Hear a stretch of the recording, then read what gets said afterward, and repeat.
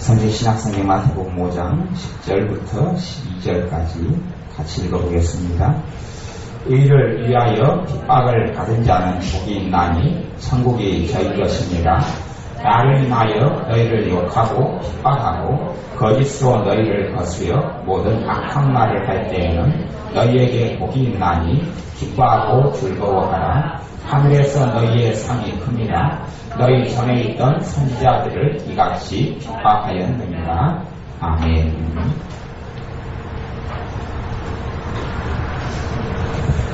하나님의 자녀들이 크게 오해하고 복해하는 것 중에 하나가 고난이라는 것에 대한 생각입니다. 고난에는 이중성이 있습니다. 고난에는 두 가지 이중성이 있어요. 예수님을 잘 믿고 성령 충만한 삶을 살면 어떤 사람은 고난이 없을 줄로 압니다. 그것은 잘못된 생각입니다.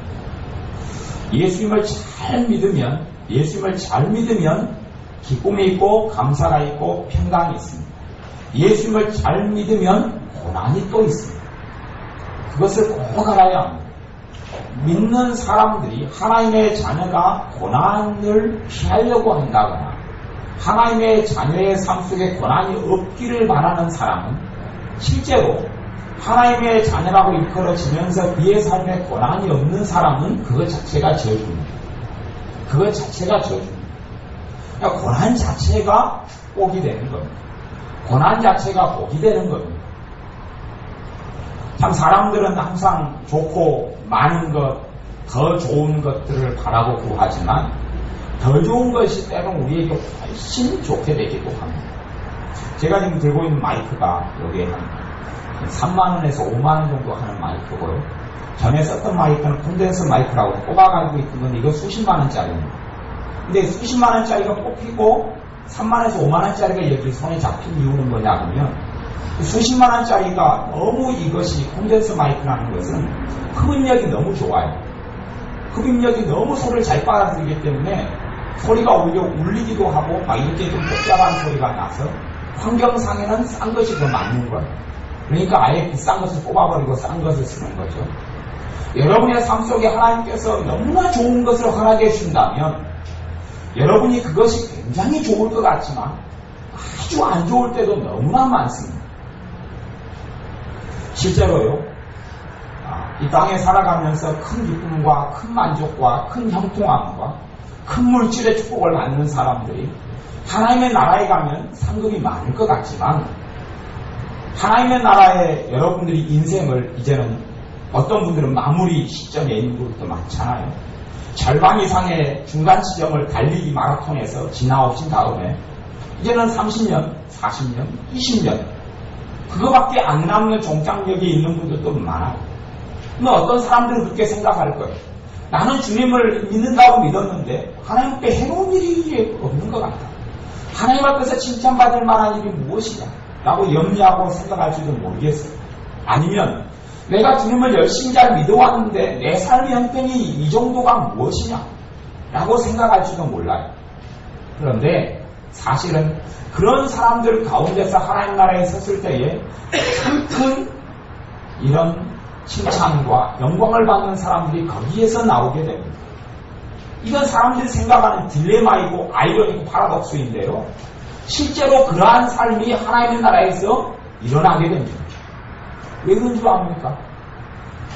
여러분의 삶이 다 잘되고 기도하는 것마다 즉각 응답이고 여러분이 하나를 뿌리면 30개, 100개가 바로바로 열매가 맺히고 여러분이 예기치 않았던 뭉텅이 돈들이 들어오고 자빠져도 돈더미 앞에서 자빠지고 그러한 좋은 일들이 일어나면 그냥 그 사람이 어떤 사람이 하나님을 섬기는 사람이 감사드리지 않고 하나님께 찬양하지 않고 살겠습니까?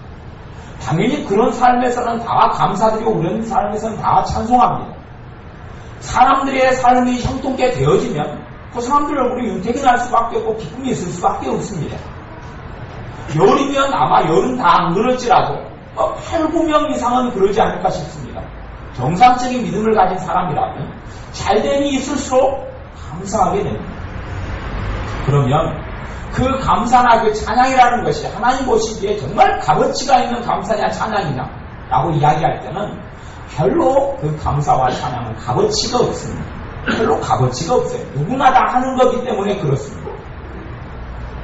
정말 값어치가 있는 것은 뭐냐면 여러분이 믿을 수 없는 중에 믿는 것이 값어치가 있는 겁니다. 바랄 수 없는 중에 바라는 믿음이 참된 믿음의 값어치가 있는 겁니다. 환경이 열려져 가고 풀려져 가는 게 눈에 보입니다. 믿습니다. 주님 잘 돼가는 것을 내가 믿습니다. 그런 믿음은 어지간한 믿음이 어린 사람이든 큰 사람이든 다 가질 수 있습니다. 회계 문제가 해결되어져 가고 자녀들이 잘 되는 가운데 갖는 믿음은 좋은 믿음, 긍정적인 믿음, 적극적인 믿음, 살아있는 믿음은 그럴 때는 다 가지고 있는 것처럼 보입니다. 어떤 사람의 믿음이 참된 믿음이고 하나님을 영화롭게 하는 믿음이냐면 내 삶이 풀려가고 잘 되어져가고 해결될 때에 내 믿음이 참된 믿음인가가 그것이 정말 정금 같은 믿음인가가 벌써 결정되지는 않습니다. 어떤 사람의 믿음이 정말로 하나님 보시기에 하나님을 영광스럽게 하고 하나님을 기쁘시게 하는 믿음은 어떤 믿음이냐 하면 바랄 수 없는 중에 바라는 믿음이 진짜 믿음입니다. 믿고 산다고 기도한다고 하는데 문제가 더 꼬여져 갑니다. 해결이 더 안 되고 보였던 문제 해결의 실마리조차도 꼬리를 감춰버리고 사라져버립니다. 그럴 때에 주님을 믿느냐 하는 것이 진짜 믿음입니다. 그것이 진짜 주님을 영화롭게 하는 겁니다. 오케스트라 같은 찬양대나 성가대를 세워서 하나님을 찬양할 수도 있겠죠.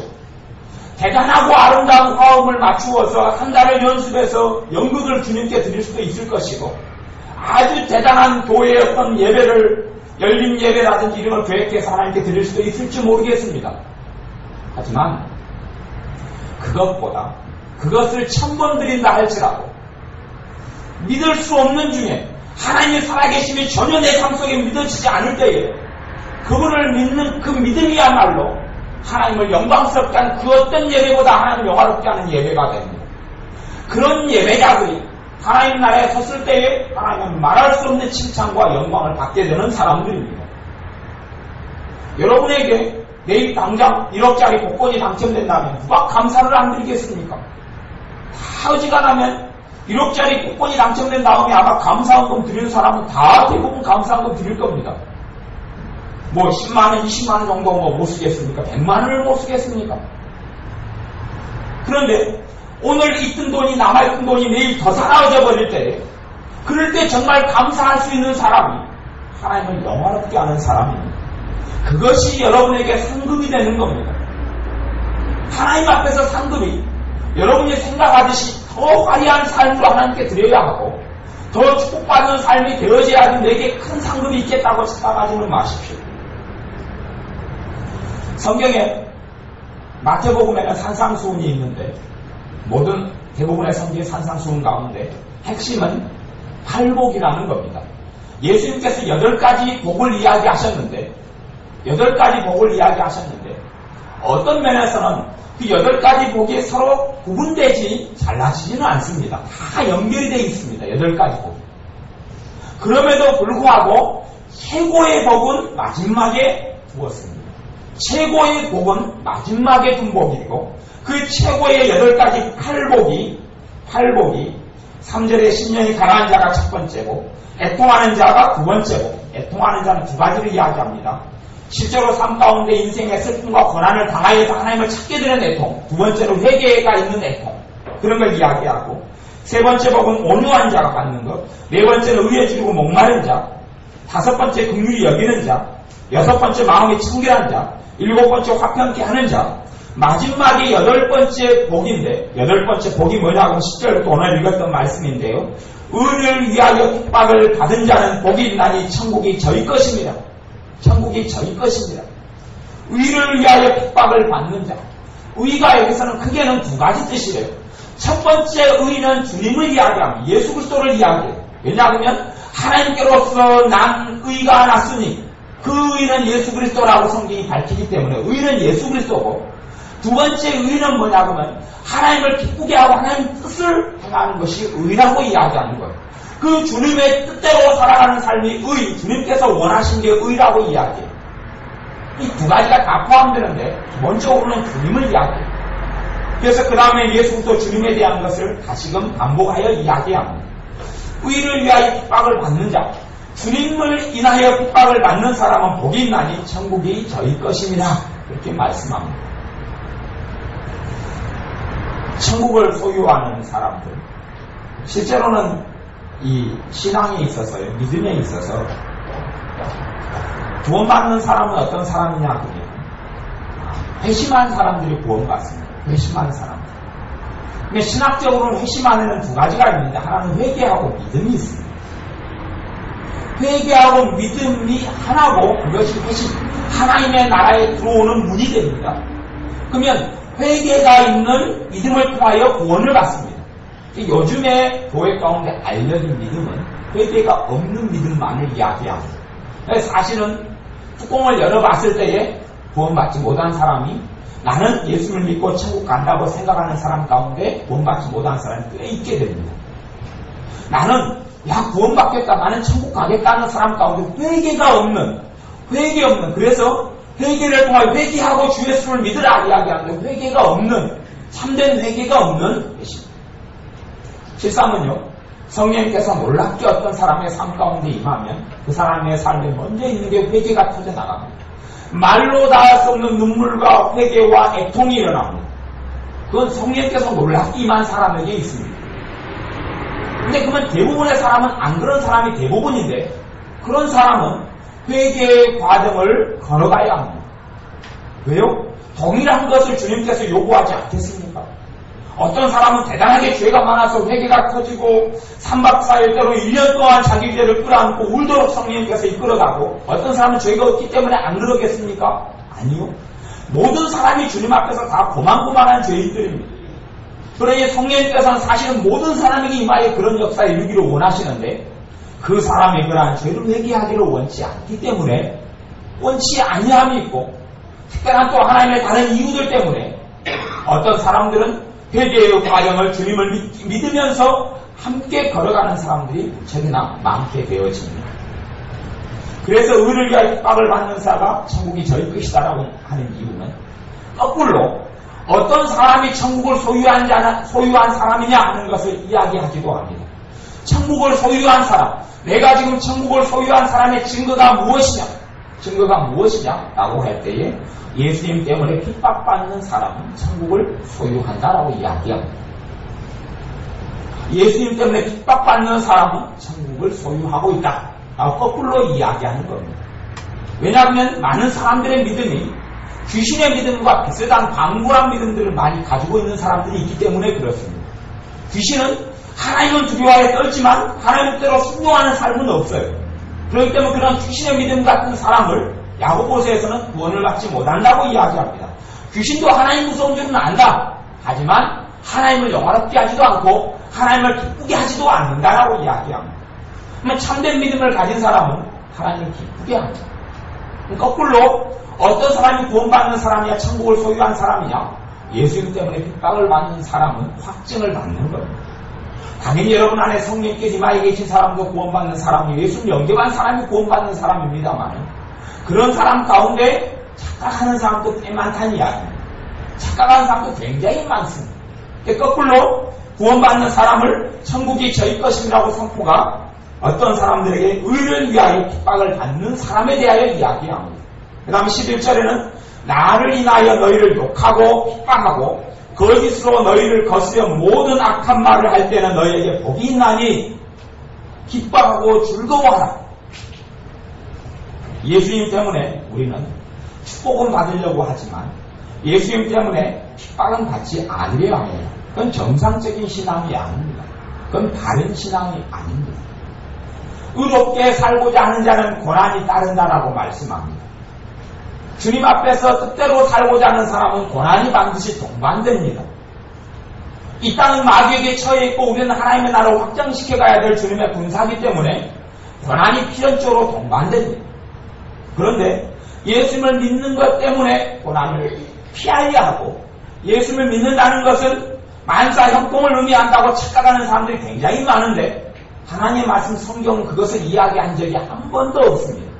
결코 한 번도 없습니다.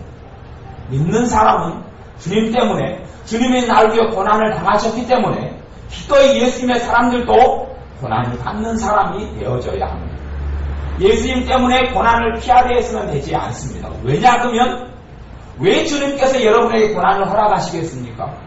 왜 주님께서 여러분에게 고난을 허락하시겠습니까? 그걸 생각해 보셔야 합니다. 왜 예수님 때문에, 저는 분명히 성경이 예수님 때문에 받는 고난이라고 했습니다. 내가 실수하고 내가 잘못해서 얻는 고난들 말고 예수님 때문에 받는 고난, 예수님 때문에 받는 핍박, 그것은 반드시 믿는 사람이 가져야 하고 있어야 합니다. 예수님 때문에 받는 핍박을 내가 모면하겠다는 사람은 사실 주님을 배신하는 사람들입니다. 예수님 때문에 핍박을 나를 인하여 너희를 욕하고 핍박하고 거짓으로 너희를 거스려 모든 악한 말을 할 때에는 거짓말로 내가 예수님을 믿는 자이기 때문에 나를 대항하여서 다른 사람들에게 이간질하고 온갖 악한 말을 당하면 얼마나 여러분의 삶이 고통스럽고 힘들겠습니까? 사사건건 어떤 사람이 여러분에 대하여 거짓말하고 이간질하고 공격한다면 예수님을 믿는다는 이유 때문에 얼마나 오라통이 치밀고 성질이 나겠습니까? 그런 사람들 가운데서 이 예수님이라는 고난이 축복이라는 걸 모르는 사람들은 뭘로 대항하고 대적하냐면 저주를 퍼붓는 믿는 사람들도 있습니다.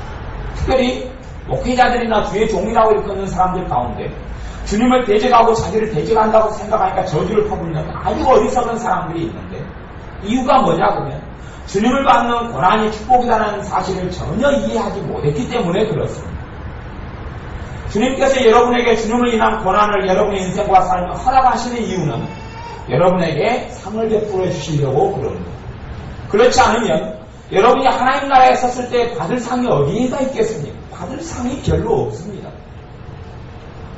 뭐 어떤 사람들 같이 유명한 아니면 뭐 선교사님이 돼가지고 인생을 주님을 위하여 복음을 위하여 외국으로 나가서 피땀 흘리고 고통받으면서 주님의 복음을 위하여 보통 하나님의 자녀들이 그렇게 섬기고 살 수 있는 것도 아니고요. 아니면 정말 헌신적으로 특별한 믿는 사람들 같이 그렇게 밤낮 없이 교회와 복음을 위하여 섬기는 어떤 집사님들처럼 그렇게 모든 믿는 사람이 사라지는 게 아닙니다. 여러분의 인상사나 여러분의 자녀를 키우는 것이나 가정이라는 것이 그런 식으로 되지는 않잖아요. 그러면 그런 보통 믿는 사람이 어디에서 하나님의 상급을 받을 수 있단 말입니까?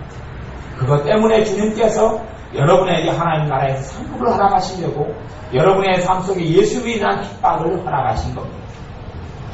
12절에 기뻐하고 즐거워하라. 하늘에서 너희의 상이 어쩜이라 그럽니까? 큽니다. 하늘에서 너희의 상이 큽니다. 근데 믿는 사람이 예수님 때문에 받는 핍박에 대해서 오히려 더 고통스러워하고 예수님 때문에 핍박을 받으면 더 우라통이 치밀어가지고 기도할 때 하나님 원수를 갚아주십시오 기도하고 이런 사람들이 있어요. 이건 완전히 하나님의 축복을 그냥 반절은 하나님의 축복의 잔을 다 줬더니 그 사람이 그렇게 기도하면서 하나님 내가 믿는다고 믿었는데 왜 이 사람이 나를 핍박합니까? 하나님 저 사람을 가만두지 마옵소서. 축복의 잔을 받아놓고 덮어버립니다. 다시 돌아와 못하고 끝나는 거예요. 하나님 감사합니다. 예수님 때문에 예수님이 나에게 죽으셨는데 예수님 때문에 얘가 핍박을 받게 하시니 감사합니다. 그것이 온전한 하나님 앞에 상급이 되는 거예요. 예수님의 사람들이 왜 예수님 때문에 고난을 안 받으려 합니까? 정말 이기적인 겁니다. 그리고 자기를 부르신 찬송케 하려 부르신 그 목적을 모르는 겁니다. 우리를 부르신 이유는 하나님을 찬송케 하기 위해 불렀는데 하나님을 찬송케 한다는 것이 단순히 노래로 입으로 노래 가사로 찬양하는 걸 이야기하지 않습니다. 그것을 넘어서서 여러분의 삶이 찬송이 될 수 있는 겁니다. 여러분이 믿을 수 없는 중에 믿는 것, 감사할 수 없는 자리에서 주님 때문에 감사하는 것, 그것이 주님께 드리는 말로 다 할 수 있는 찬양이 되는 겁니다. 10만 명이 모여서 하나님을 찬미한다 할지라도 정말로 감사함으로, 정말로 바랄 수 없는 중에, 정말로 감사할 수 없는 중에, 환난 중에, 주님을 믿을 수 없는 중에, 기도를 해도 응답이 보이지 않는 가운데 주님께서 응답하시고 믿습니다 하는 고백이 말로 다 할 수 없는 찬양보다 더 큰 하나님께 대한 찬송이 되어지는 겁니다.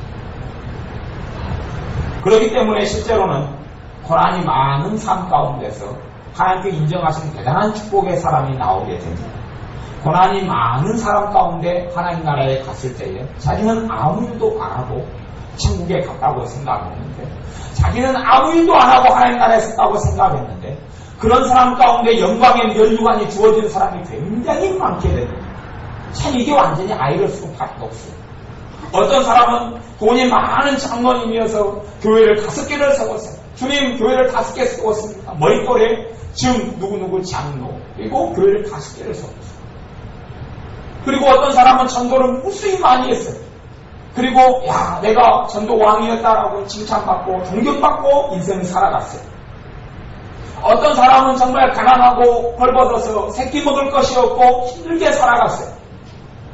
천국에 가서 새끼 먹을 게 없고 예수 믿는 가운데 힘들고 고통스럽게 산 사람은 정말로 하나님 나라에서 야 네가 왜 지들이 궁상 떨며 살아왔느냐 하는 야단을 맞을 줄로 생각했는데, 그 사람이 영광의 멸류관을 얻었고 교회를 5개를 지어가지고 그것도 수억 원, 때론 수십억이 되는 이런 대사업가인 장로님이 교회를 크게 멋있게 5개를 지어가지고 교회에 희사했던 장로님은 오히려 하나님 앞에서 얻을 게 없는 사람이 된 경우도 있어요.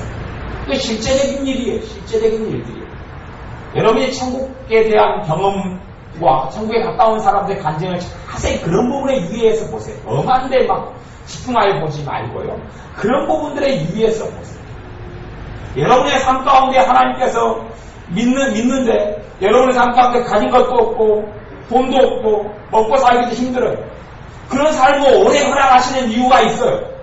왜요? 말로 다 할 수 없는 찬양과 영광을 여러분 자신의 환경과 삶 속에 주님이 받고자 함이에요. 여러분에게 그것을 축복으로 안겨주기 위함이에요. 고난이 닥쳐와서 정말 주님을 믿을 건덕지가 없어요. 주님을 섬길 만한 믿음의 환경이 안 돼요. 예배드릴 환경도 삶도 되지 않아. 헌금을 낼 삶도 환경도 되지 않아. 헌금 낼 돈이 없어서 손이 부끄러워요. 그럼에도 불구하고 믿음으로 예배하러 나온 사람을 주님께서 돈이 아니라 그 사람 자신을 예물로 받지 않겠습니까? 주님께서. 그것이 말로 다 할 수 없는 하나님께 대한 영광이 되는 거예요. 여러분의 생활 가운데 다른 사람이 기도하면 응답이 되어져서 환경이 풀려져 가요. 그러니 믿음이 승승장구하고 자라갈 수밖에 없죠. 그런데 여러분의 삶 가운데서는 기도해도 문제가 더 꼬여가기만 해요. 이제 거기에서 하나님께 받을 말로 다 할 수 없는 영광과 축복과 상급이 거기에서 결정이 됩니다. 내게 주어지는 고난과 역경 속에서 과연 내가 주님을 믿을 수 있느냐? 내가 과연 주님을 여기서 신뢰할 수 있느냐? 믿음의 고백을 할 수 있느냐? 주님이 나를 도우실 줄 믿느냐? 하는 것하고 거기에서 원망이 나오느냐 불평이 나오느냐. 사실은 고난을 준 사람들은, 고난 가운데 있는 사람들은 가장 큰 축복 가운데 있는 사람들입니다. 여러분이 고난 가운데 드리는 감사가 말로 다 할 수 없는 원망의 환경 가운데 드리는 감사 한마디하고, 여러분이 앞으로 잘 되셔서 돈을 100억을 버셔서 100억을 하나님께 헌금해서 드린다 할지라도 그 두 개는 비교 대상이 안 됩니다. 유감스럽게. 고난 가운데 드리는 감사가 하나님께 더 큰 영광이 될 것이고, 여러분들이 앞으로 100억을 버셔서 100억을 하나님께 드려도 그것은 믿을 수 없는 중에 바랄 수 없는 중에 바라는 믿음과 그에 대한 찬송보다는 값어치가 없게 됩니다. 여러분 허황된 것을 줬지 마십시오. 여러분 삶 가운데는 고난이 축복이라는 것을 반드시 인식하시고 아셔야 합니다. 여러분의 지금 현재의 삶 가운데 있는 고난이 축복입니다. 그건 이상가는 축복이 없습니다. 그 고난은 여러분이 믿는 하나님의 자녀로 살아가는 고난은 바로 의를 위하여 당하는, 예수를 위하여 당하는 고난이 되기 때문에 그렇습니다. 여러분이 하나님을 섬기는 자리에서 살아가는 삶 속에서 있는 고난과 고통함이 또 그래요. 가정에서 내 남편이나 아내가 압니다. 그러는 가운데 고난도 당할 수 있어요. 물론 그렇기 때문에 우리 믿는 사람은 남편과 아내가 안 믿고, 내가 믿어도 나는 완벽하지 않아요. 완벽하지 않아요. 완벽하지 않기 때문에 믿지 않는 남편이나 아내로부터 믿는 자가 왜 그 모양밖에 안 되느냐 하는 공격을 받을 수밖에 없어요. 여러분의 흠과 문제를 여러분의 가정이나 자녀나 배우자는 가장 잘 알기 때문에, 여러분의 부모도 가장 잘 알아요. 네가 그 정도 하려면 믿지 마라. 그들 믿는 사람이냐는 핍박을 받을 수밖에 없어요. 그럼에도 불구하고 그때에 견디고 참는 것이 하나님께 말로 닿아서 영광이 되는 거예요. 여러분이 어떤 때는 여러분의 힘으로 생각과 마음을 다스리지 못할 때도 많이 있어요. 그런 가운데서도 주님을 믿고 그 믿음을 유지하고 있는 것이 주님께 드리는 영광이 되어지는 거예요. 주님께서 기뻐하고 즐거워하라. 하늘에서 너희의 상이 큽니다. 너희 전에 있던 선지자들을 이같이 핍박하였느니라. 앞에 갔던 믿음의 선배들도 그런 핍박을 받고 살았다는 이야기예요. 예수님의 제자들이 누가 핍박 없는 사람이 누가 있었고 고난 없던 사람이 누가 있습니까? 아무도 없습니다. 믿는 사람의 삶에는 성령 충만하고 기도를 많이 하고 간구를 많이 하고 말씀 충만하면 고난이 없을 줄로 생각하는 사람이 정신이 나간 사람들입니다. 그 사람들은 착각 속에 살아가는 사람들입니다. 긍정적으로 생각하면 모든 일이 만사가 풀려간다고 생각하는 사람은 주님의 말씀을 너무나 모르는 사람들입니다. 사도 바울이 디모데에게도 반복하여서 이야기하고 너는 나와 함께 좋은 군사로 고난을 받을지니 너희를 부르시면 그를 위하여 축복뿐이 아니라 고난도 받게 하기 위하여 너희를 불렀다고 이야기하고 사도 바울도 그리스도의 남은 고난을 내 육체에 채우노라라고 이야기하고 믿는 사람의 특징, 특별히 그 중에서 하나님을 잘 섬기는 사람들의 특징은 고난이 같이 겸하여 있습니다. 그래서 이중적이라고 이야기한 겁니다. 안에는 기쁨이 있고 감사가 있고 때로는 성령 충만함이 있고 때로는 고난이 있고 고난 때문에 다시금 이 감사가 사라지기도 하고 기쁨이 사라지기도 하고 이럴 때에 다시금 주님을 믿고 의지하고 찾으면 다시 은혜가 들어오고 기쁨이 들어오고 이러한 이중적인 삶 가운데 하나님의 자녀들이 살아가게 됩니다. 그런 사람이 하나님께 드리는 영광이 하나님께 드리는 예물이 가장 많은 사람들입니다. 여러분의 삶 가운데 삶이 완전히 풀려져서 아무런 걱정도 근심도 없는 사람을 기대하지는 마십시오. 사실 그런 사람은 하나님께 대한 영광을 못 돌리는 사람들입니다. 삶이 완전히 평강해서 아무런 근심도 없다. 아무런 염려도 없다. 그 사람은 믿음이 더 이상 자라가지 않고 믿음이 퇴보하는 사람들입니다. 믿음이 퇴보하는 사람들. 믿음이 퇴보하는 사람들. 그래서 요한계시록의 어떤 교회는 그랬습니다. 자기들이 생각하기에는 믿음도 너무 좋다고 생각했고요. 자기들은 부유하다. 영적으로 부유하고 물질적으로 부유하고 너무 잘 된다고 생각했어요. 자기들은 영적으로나 육체적으로나 하나님의 축복을 가득히 받았다고 생각했습니다. 왜냐하면 하는 일마다 잘 됐고 성공했고 부유했기 때문에 그렇습니다. 하나님의 자녀들이요. 그럴 때 주님께서 친히 그 교회에 대해서 뭐라고 이야기했냐면 너희가 부유하다고 착각했지만 내가 보기엔 너희는 헐벗고 굶주렸다. 너희는 소경이다. 라고 주님께서 선언하셨습니다. 정말로 믿음의 사람들은 고난 가운데서 나옵니다. 참된 믿음의 사람들은 고난 가운데서 나옵니다. 참된 믿음의 사람들은 연단 가운데서 나옵니다. 참된 믿음의 사람들은 인내 가운데서 나옵니다. 그렇기 때문에 믿음은 인내하는 믿음을 이야기하는 겁니다. 인내하는 믿음을 복되다 하나니 인내한다는 것은 그 고난이 한순간에 그치고 사라지지 않기 때문에 인내하는 겁니다. 한순간에 내가 겪고 있는 고난과 문제가 사라지지 않습니다. 한순간에 없어지지 않습니다. 그럼에도 불구하고 주님을 견고하게 믿고 있는 겁니다. 주님을 견고하게 의지하고 있는 겁니다. 한순간에 내 자녀들이 변화되고 잘 되는 걸 눈에 보지는 못합니다. 그런데 견고하게 주님을 믿고 있는 겁니다. 그것이 하나님께 드리는 신령과 진정으로 드리는 하나님께 받으신 비간 예배입니다. 신령과 진정은 신령이 두 가지로 뜻이 해석되는데 하나는 진정으로 또 하나는 성령으로. 진정이란 말은 뒤에는 진정은 트로스 진리를 이야기합니다. 말씀, 하나님의 말씀, 하나님의 말씀으로 예배하는 사람, 하나님의 말씀에 의지하여. 그래서 예전에 베드로가 내가 밤새도록 아무것도 잡지 못하였을 때 주의 말씀에 의지하여 그물을 내리리라 했던 대로 내 삶에 아무런 결과가 보이지 않는데도 불구하고 주님의 말씀을 믿는 믿음으로 내가 인내의 시간을, 인고의 시간이 지나가는 것이 하나님께 드리는 예물이고 산제사고 하나님 받으신 지가 산제사를 드리는 사람들이 되어지는 겁니다. 성경 베드로전서 4장을 찾아보겠습니다. 신약성경 저 뒤쪽에 있는데요. 찾을 수 있는 분만 찾으시고 나머지까지 들으시면 좋겠습니다. 베드로전서 4장 12절 13절 말씀 12절부터 14절까지 같이 읽어보겠습니다. 베드로전서 4장 12절부터 14절까지 같이 읽습니다.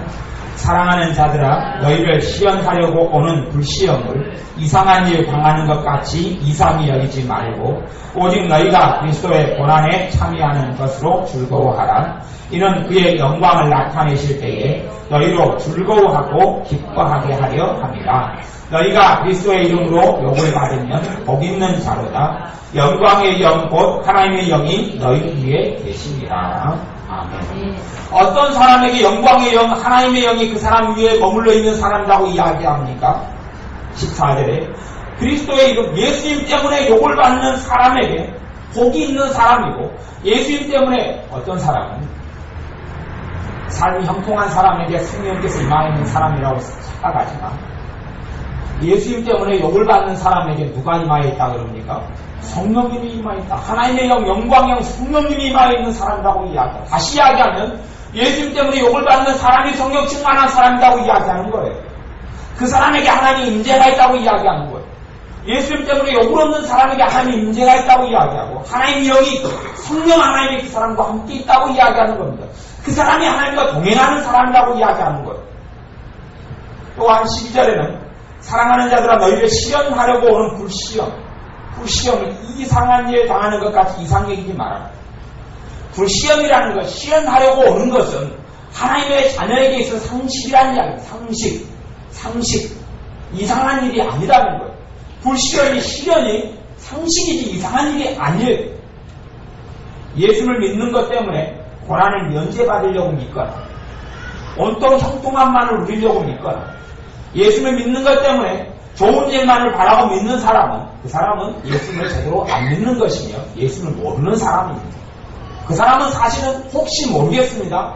그런 생각과 삶 가운데 오래 신앙생활을 했던 사람이라면 그 사람은 예수님을 전혀 모른다고 저는 생각합니다. 더 깊이 들어가면 구원받지 못한 사람이고, 예수를 믿었다 할지라도 사실은 진실한 믿음이 없는 사람일 수도 있습니다. 왜냐하면 그것은 성경에서 이야기하는 부분이 아니기 때문에 그렇습니다. 예수를 믿는 사람에게는 간혹 가다가 찾아오는 불시험이 이상한 일이 아니고 상식이라고 이야기합니다. 이상한 일로 여기지 말고 13절에 오직 너희가 그리스도의 고난에 참여하는 것으로 즐거워하라. 어디에 참여해야 된다고 이야기합니까? 여기서는 불시험이라는 것은 그리스도의 고난에 대한 불시험을 이야기하는 겁니다. 그리스도의 고난에 대한 불시험에 참여하는 것이 여러분에게 즐거움이 된다고 이야기합니다. 이는 그의 영광을 나타내실 때에, 그의 영광을 나타내실 때는 언제냐 하면 예수님께서 재림하실 때에, 예수님께서 심판주로 이 땅에 오실 때에, 그때에 너희로 즐거워하고 기뻐하게 하려 함이라. 예수님의 고난에 참여한 사람은 기뻐하고 즐거워할 수 있는 영광이 주어지기 때문에 그렇습니다. 너희가 그리스도의 이름으로 욕을 받으면 복 있는 자로다. 이어지는 구절 16절을 읽어보겠습니다. 4장 16절 베드로전서 만일 그리스도의 이름으로 고난을 받은 즉 부끄러워 말고 도리어 그 이름으로 하나님께 영광을 돌리라. 예수님 때문에 고난을 받는 건 부끄러운 일이 아닙니다. 오히려 즐거워하고 춤추어야 하는 일입니다. 우리가 사람이기 때문에 기쁘고 춤추는 경지까지는 아마 보통하지 못할 수 있습니다. 많은 생각은 조금씩 바꿔 가셔야 합니다. 예수님을 믿는 것 때문에 고난을 받으면 생각을 바꿔 가셔야 합니다. 주님, 왜 내가 믿는다고 믿었는데 왜 이렇게 어려움을 당해야 돼요? 라고 말한다면 전혀 이상한 믿음을 소유한 사람이고요. 주님, 내가 바르게 믿었기 때문에 예수님 때문에 내가 욕을 받습니다. 사실은 잘못 믿는 사람이 예수님 때문에 욕을 안 얻어먹습니다.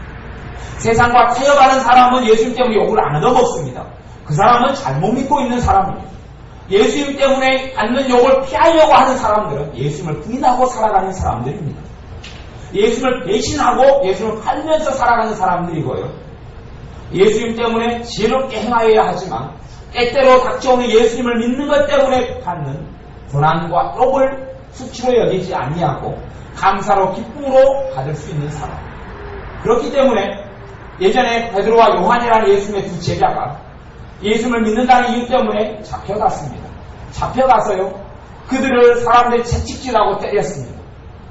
채찍질하고 때리니까 그들이 다 다 두드러 맞고 나온 다음에 온몸에 피가 낭자돼서 피투성이 다 되어져서 나온 다음에 그들이 뭐라고 이야기하냐고요. 야, 정말 이제 주님께서 우리를 주님의 사람으로 인정하셨구나. 이것이 예전 초대교회 그리스도인들에게 상식이었단 말입니다. 하나님이 인정하는 사람은 예수 때 핍박을 받게 됩니다. 그러면 그때야 알 수 있습니다. 아, 내가 주님의 사람이구나. 베드로와 요한이 그렇게 생각했고 그렇게 믿은 것이 사도행전에 나와 있습니다. 내가 이제는 주님께서 인정했구나. 야, 우리가 주님의 공사로 인정했구나. 참된 주님의 십자가를, 주님께 남은 고난을 짊어질 사람으로 우리를 인정해 주셨구나. 그렇기 때문에 우리를 사람들이 잡아다가 이렇게 피투성이가 되도록 때리고 핍박했구나. 주님 감사합니다. 그리고 즐거워했고 기뻐했다고 성경에 기록되어 있습니다. 이것이 하나님의 자녀의 정상적인 사고방식입니다. 여러분의 삶 속에 이러한 믿음이 있으셔야 합니다. 예수님을 아직 제대로 알지 못한 사람은 예수 때문에 핍박을 못 받아봤을 것이고 그 사람은 아직은 다른 참된 믿음과 신앙의 길에 없을 수도 있습니다. 예수님을 바르게 참되게 믿는 사람은 바르게 믿으려는 것 때문에 핍박을 받아보았을 것이고 그것이 하나님께서 내가 너를 인정한다는 표시이고 그것이 여러분에게 상급이 되는 겁니다. 앞으로도 여러분이 하나님을 섬기고 주님을 섬기고 살아가는 삶 가운데서 어려움과 핍박이 예수님 때문에 올 수 있는데 그것이 많이 오면 많이 올수록 여러분이 하나님께서 여러분을 주님이 여러분을 인정하신다는 이유 여러분을 많이 인정하면 인정할수록 예수님 때문에 받는 핍박을 허락하실 것이고 여러분을 신뢰하지 못하겠다. 인정하지 못하겠다. 이 핍박 하나 받아가지고 나 모른다고 도망갈 이런 사람들 라고 생각하시면 핍박을 안 주시고 허락을 안 하실 거예요. 아니면 여러분의 입이 그런 믿음에 처해 있는데 그 정도 믿으면 됐는데 예수님 때문에 핍박을 받고 하나님께 칭찬을 받을 믿음이 됐는데 핍박이 올 때 무서워서 합리화하고 무서워서 도망가버리고 피해버리고 하는 사람의 자리에 처해 있어서 여러분의 믿음이 더 자라지 못하고 진보하지 못할 수가 있습니다. 예수님 때문에 핍박을 받을 때에 그 사람 믿음이 성장하느냐 떨어지느냐가 결정됩니다. 거기서 축복을 받느냐 상급을 받느냐 거기에서 죄가 더 쌓이느냐가 될 수도 있습니다. 왜냐하면 핍박을 받을 때에 원망으로 불평으로 불신앙으로 하나님께 응답할 수도 있고 주님께 그렇게 나아갈 수도 있고 감사와 기쁨으로 주님께서 나를 인정하심에 감사와 기쁨으로 오히려 더 찬미하고 찬양할 수가 있기 때문에 그렇습니다. 주님은 두 번째 것을 요구하시는데 많은 사람들은 예수님 때문에 핍박이 옵니다. 또 어떤 것에 대해서 여러분이 기도했습니다. 어떤 기도 제목을 가지고 열흘 동안 열심히 기도했습니다. 하나님께서 풀려지기를 원합니다. 해결되기를 원합니다. 기도했는데 열흘 지난 다음에 보니 문제가 더 악화되어 있는 거예요. 거기에서 여러분이 믿음이 성장하느냐 떨어집니다. 거기에서 여러분이 하나님께 영광을 돌리느냐 그렇지 않느냐가 또한 결정이 됩니다. 기도했는데 문제가 꼬여져 가서 그 그리스도로 인한 고난을 그걸 또한 이야기합니다. 그때에도 오히려 더 주님께서 이 문제가 더 해결되지 않고 꼬여져가는 상황 속에서 혹시 내가 내 고집과 아집이 있고 내 뜻을 주장했다면 용서해 주시고 주님께서 원하시는 기도가 무엇인지 가르쳐 주십시오 라고 간다거나 그것이 하나님 뜻인 줄을 아는데 하나님께서 원하시는 기도인 줄을 아는데도 불구하고 꼬여져 가면 여러분이 참된 여러분의 믿음을 보여드려야 할 때가 바로 그 자리입니다. 그 자리가 여러분의 참된 믿음으로 하나님께 보여드려야 할 때고 주님에 대한 신뢰로 여러분이 보여드려야 할 때가 그 자리입니다. 거기에서 주님의 기적을 보게 되는 겁니다. 누가 어떤 사람이 열흘간 기도하면 응답이 오면 어떤 일을 가지고 하루를 기도해서 조금 해결되고 이틀 기도하니까 더 해결되고 3일 기도하니까 더 해결되고 4일 기도하니까 더 해결되고 그러면 누가 10일 동안 믿음을 지키지 못할 사람이 얼마나 있으며 10일이 지난 다음에 하나님의 응답을 받지 못할 사람이 어디가 있겠습니까? 엘리야 선지자가 닫힌 하늘문, 감옥이 된 하늘문을 열기 위하여 갈멜산에 올라가 기도합니다. 한 번 기도하니 보슬비가 가랑비가 내리고 또 한 번 기도하니 가랑비보다 더 굵은 비가 내리고 또 한 번 기도하니 더 굵은 빗방울이 쏟아지고 그래서 7번째 기도하니 완전한 암흑천지가 되고 하늘에서 하늘문이 열려서 그 3년 반 가뭄의 땅을 적시고 남을 정도로 그런 폭우가 쏟아지는 것을 경험했다면 엘리야 선지자처럼 기도하지 못할 사람이 누가 있겠습니까? 한 번을 30분, 1시간을 간절히 부르짖어서 머리를 무릎 사이에 두고 그렇게 부르짖어 기도해도 몸에는 무리가 오고 탈진이 일어나지 그러지 않으면 열리지가 않습니다. 비가 올 건덕지도 없는 거예요. 7번째 기도가 마치니까 어마어마한 소나기가 쏟아지면 좋은데 7번 기도를 마치니 사완이 꼭대기에 가까운 사완이 뭐라고 이야기합니까? 구름이 손바닥만한 구름이 보인다고 이야기하죠. 거기에서 끝나는 거. 거기에서 엘리야 선지자는 믿고 하산합니다. 믿고 하산해. 그것이 믿음이에요. 그렇기 때문에 성경에 믿음으로 하늘이 열렸다고 이야기하지 다른 이유를 이야기하지 않습니다. 그래서 엘리야는 너희와 성경이 같은 사람이라고 이야기합니다. 여러분의 어떤 기도 제목에 대해서 동일한 일들이 일어납니다. 아마 7번 됐을 때 손바닥만한 구름이 왔을 때 엘리야의 반응이 7번 이렇게 주번하고 1시간 가까이 7번을 부르짖었는데 거의 반나절을 부르짖었는데 겨우 손바닥만한 구름이면 하늘을 가득히 구름으로 채우고 먹구름으로 채우고 폭우로 채우려면 얼마나 이렇게 기도해야 되느냐. 기도 못하겠다. 거기에서 불신앙으로 나아갈까 하면 그러면 하늘문을 여는 하나님의 역사는 없었을 겁니다. 여러분의 삶 가운데 하나님은 반드시 응답하시며 여러분의 삶은 축복으로 하나님이 갚으십니다. 믿는 자의 삶 가운데 예수를 인한 고난은 여러분의 주신 상급 때문에 있는 것이고 여러분의 삶 가운데 또한 주님을 믿어갈수록 기쁨이 더하시고 평강이 더하고 감사가 넘치게 되어집니다. 어떤 시기는 왜 어떤 시기 동안 때로는 3년 때로는 5년 때로는 10년 동안 더 풀려가지 않고 더 기쁨을 충만치 않고 더 고난 속에 있는 줄은 잘 모르겠습니다. 그럼에도 불구하고 그 고난 중에 말로 나갈 수 없는 상급이 하나님께 쌓일 수 있는 가능성은 가장 큼을 저는 인정합니다. 한 3년, 5년, 10년의 기간이 여러분의 삶 속에 고난으로 주어졌으면 그때에 하나님께 말할 수 없는 상급을 쌓는 시간으로 보내십시오. 그런 불같은 시련이 있는 시간들이 있으시면 그런 것을 하나님께 드리는 말로 닿을 수 없는 영광과 찬양의 시간으로 보내십시오.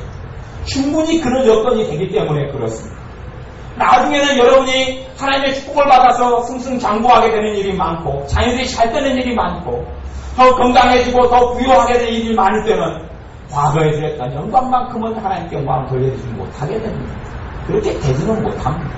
과거에 하나님께 쌓았던 상금만큼 헌금은 더 많이 주님께 헌금을 내고 더 많이 희생하고 봉사한다 할지라도 주님께 드리는 더 가치 있는 영광은 드리지 못하게 됩니다.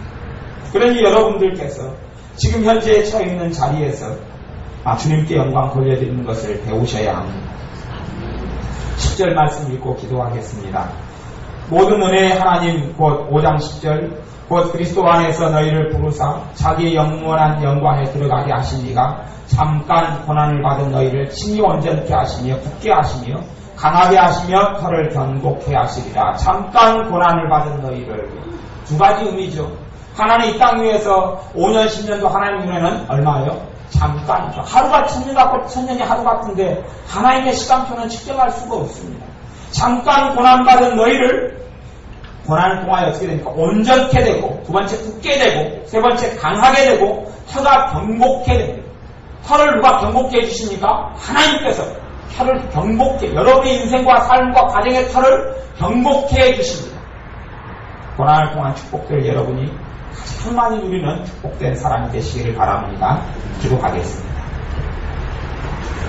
아버지 하나님, 주님께서 고난을 허락하신 이유는 고난을 통하여 우리에게 말로 닿을 수 있는 영광을 받으시고 우리의 믿음을 성장시키시며 우리에게 찬송을 받으려 하심인데 우리가 주님께 드리는 고난 중에 드리는 찬양으로 드리기는커녕 고난 가운데 원망하고 불평했던 것을 회개합니다. 용서하여 주옵소서. 주님께 고난 가운데 감사를 배우게 하시고 믿을 수 없고 바랄 수 없는 중에 믿는